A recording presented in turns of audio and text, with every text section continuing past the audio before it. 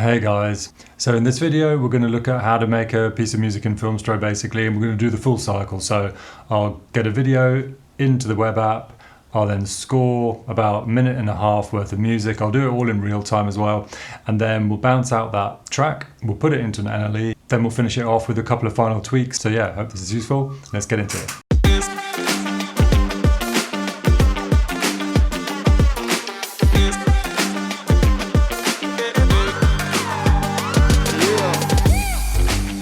So here I am in DaVinci, just to show you real quick the footage. So I've got, it's about 1.5 minutes, 90 seconds, and it's this trailer. And as you can see, it's got some Foley and sound effects and voice parts already on there. Yeah. You. Incoming!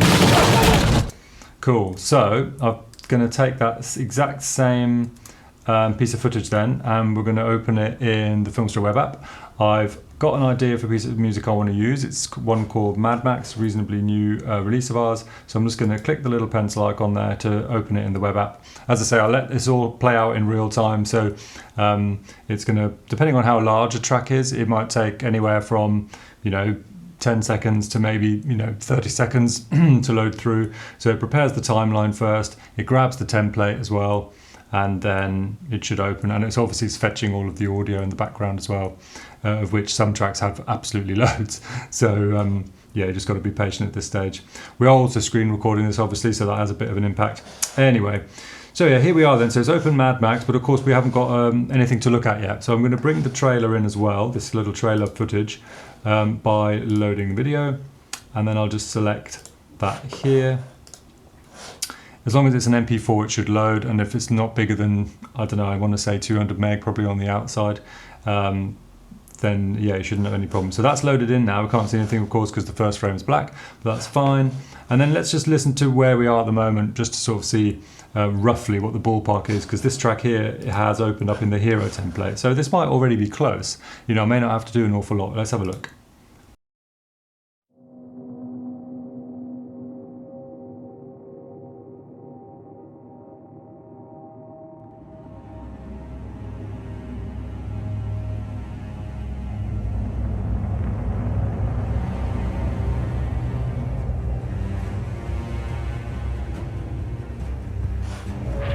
I'll zoom it out a little bit as well.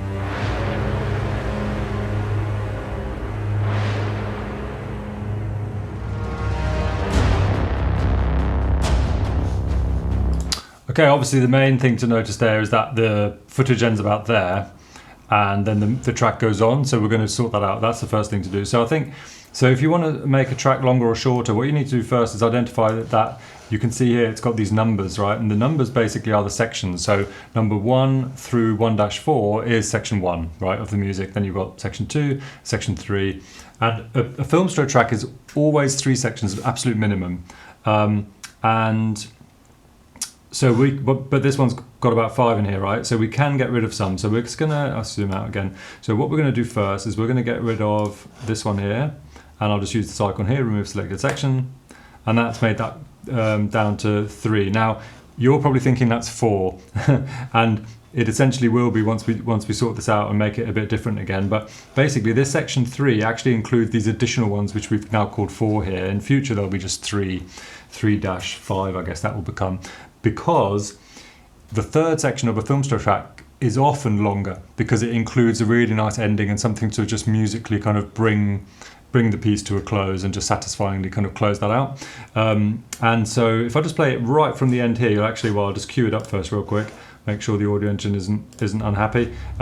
So if I now go into just ahead of this 4-1, you'll hear what happens. So that's actually the end of the track, and as you can see, 4-2, 4-3 won't contain any information, and when it renders it won't have that either. So again, something for us to kind of look at and improve slightly, but that's just something worth mentioning. So you've got minimum 3 sections, and you've now got section 1, section 2, section 3, plus a bit of the ending, okay? That already sounded pretty good, and it was, funnily enough, that already pretty much worked from a timing perspective, although I'm noticing that the picture basically, yeah, so the picture changes there, and then the music comes crashing down. So I just want to bring the music forward, essentially. Now, excuse me, we don't have a way of just grabbing the whole track and just moving it to the left, which if you could visually imagine that in your NLE, you can just take a track and you can just literally just kind of shunt it along, can't you? Nudge it by frames or whatever. In Filmstro, it's a bit different. So for now, the implementation we have is that you can actually make the video start sooner or later. So to achieve the result of moving the music slightly earlier, which is what I want, to kind of synchronize that end thing, I'm going to go back into the video tab, and I'm just going to change this offset to -2. So I'm going to basically type in, well, I'm going to put 2, then I have to actually add the minus physically, manually, hit return, click out of there. And so now I've moved the, let me think about this, I've moved the video back by 2 seconds, which means the music has effectively come forward. So the synchronization should now be way better. Let's just try from the beginning. Oh, and the other thing, let's right click on the video, show all controls, and now we can unmute the video so we can hear what's going on in the edit as well. It won't be the right level throughout, and that's something we're going to obviously sort out in an NLE, because film's just not designed for that. It's primarily to make an awesome soundtrack, and then you take that soundtrack and do what you need to do elsewhere, but we'll get to that. All right, so here we go. So that's already much better. The music started as the edit started, whereas before I think the edit was starting and then the music eventually kicked in. Let's just wind forward and see if the synchronization is any better. Who makes that decision? Yeah, that's pucker. And there's a couple of frames there maybe, but I can sort that out in DaVinci Resolve, which is the NLE I'll be using in a minute. Okay, let's make some changes then. So let's maybe work from one thing to, let's save it as well. So here we go. Don't lose my work. Okay. So the first thing I want to change is, I think, where this power comes in. Let's see what happens. I'm just going to hit 3 on my keyboard to tab through to power, 2 for depth, 1 for momentum. And then here, yeah, that's not working for me. He's just opening a letter, nothing special about that particularly. It doesn't deserve that power change. So the quickest way to sort that out is I'm going to click on this block here, 2-1. Then I'm going to use this one to reset that section, so it just flattens it all down. It flattens down what I've got selected, so it's only affected the power at this point. So it's flattened the power down. Let's have a listen to that again then.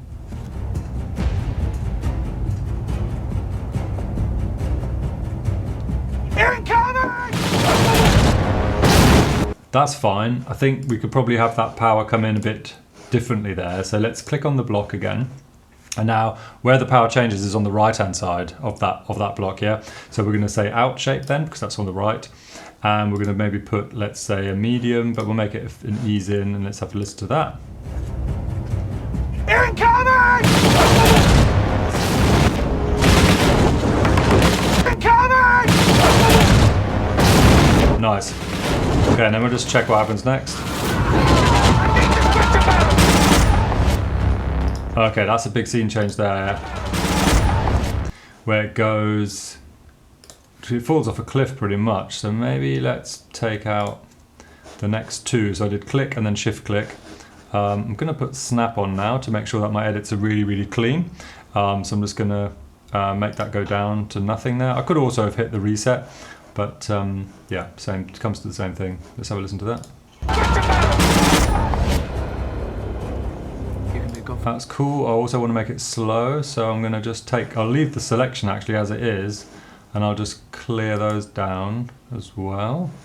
Let's have a listen again. Oh wow, that's too much.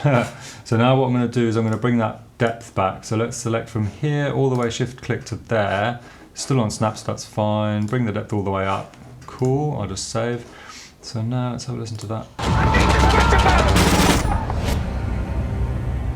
You can be a godfather to me. That's cool.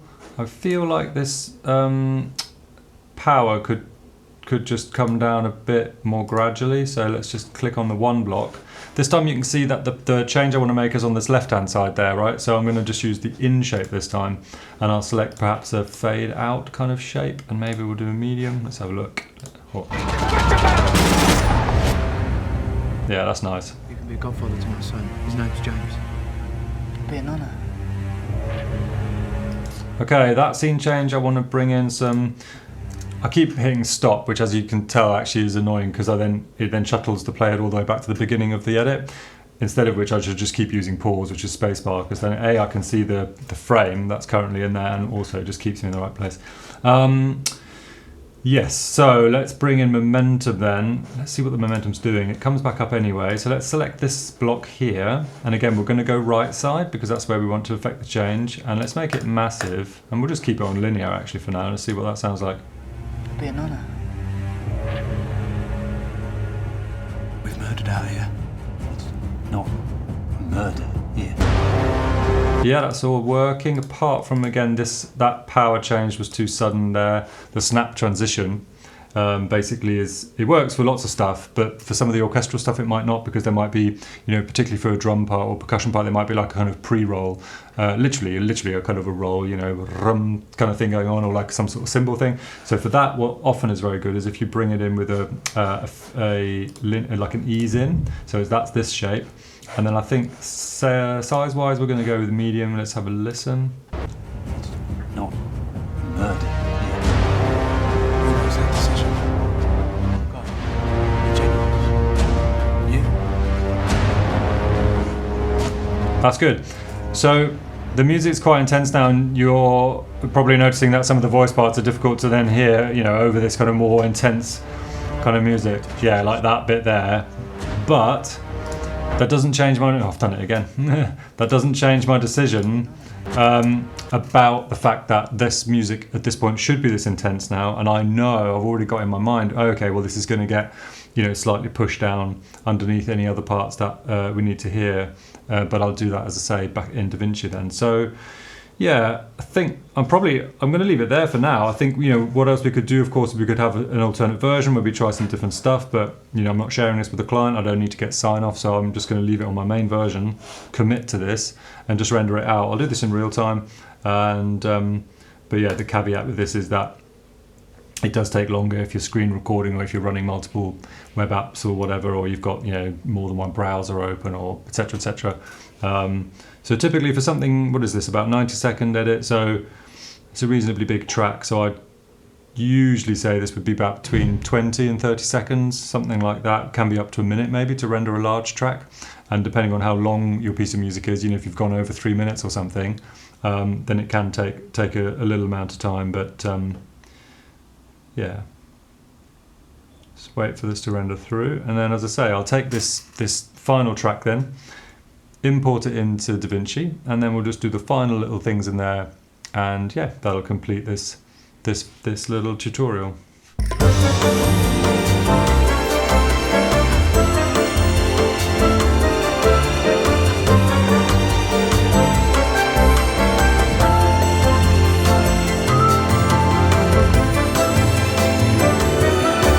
Okay, the render's finished. Wasn't too bad. I think that took maybe about a minute then.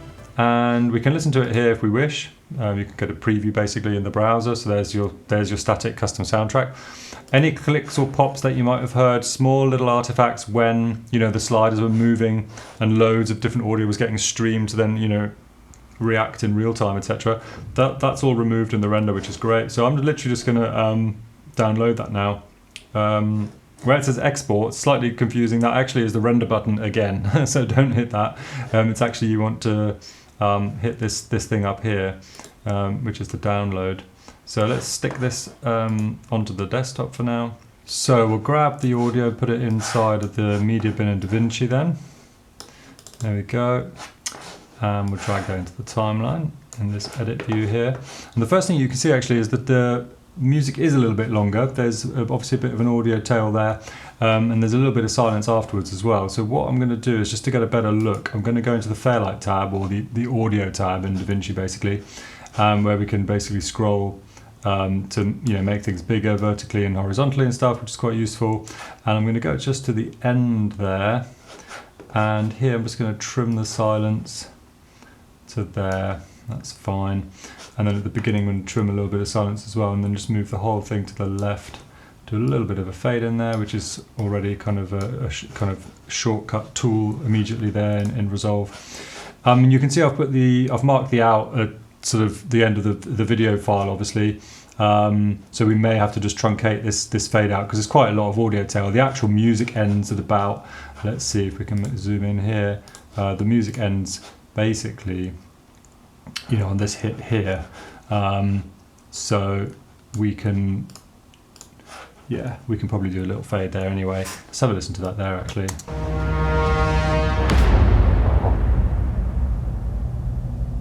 Yeah, so that's fine because if we want to get it exactly the same as the edit, we can obviously go ahead there and we can make that change. So we can just truncate this here, and then inside of here we'll just put a fade as well to about there.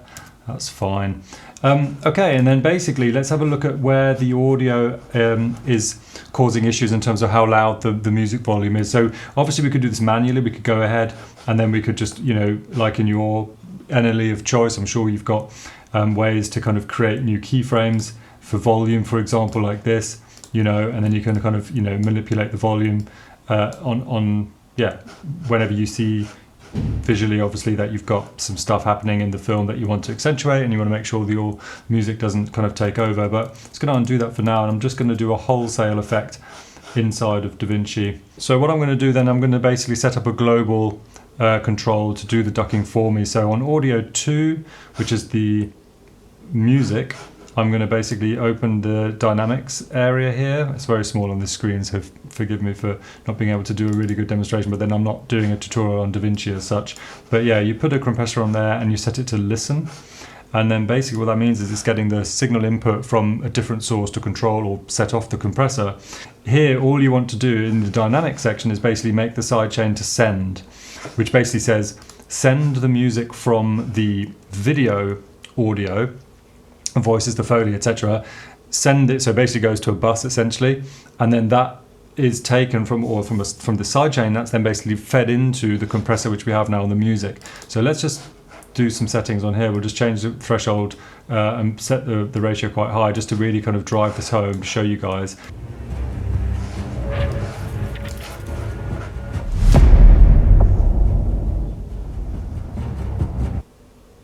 Yeah, but it's really giving supremacy to the voice, to the video now. The ratio is probably too high. Threshold might be a bit low, and then the attack's fine, but it's not holding enough, and the release is too fast. So let's see what that does. I'll just switch that off to give a bit of space here. Go back to the main edit tab. And let's find the bit where this chap is talking at the end, because that's the real test, I think. I'm not here to judge you, son. It's fine. Like I say, this isn't a video on DaVinci, but just wanted to show you how I'm using basically this, what is also a free piece of software, DaVinci Blackmagic, should I say, give this away.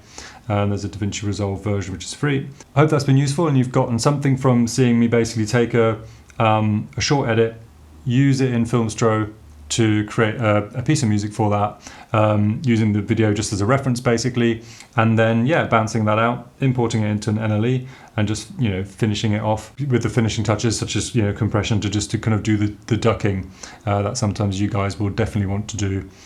Excellent. Until next time, happy editing.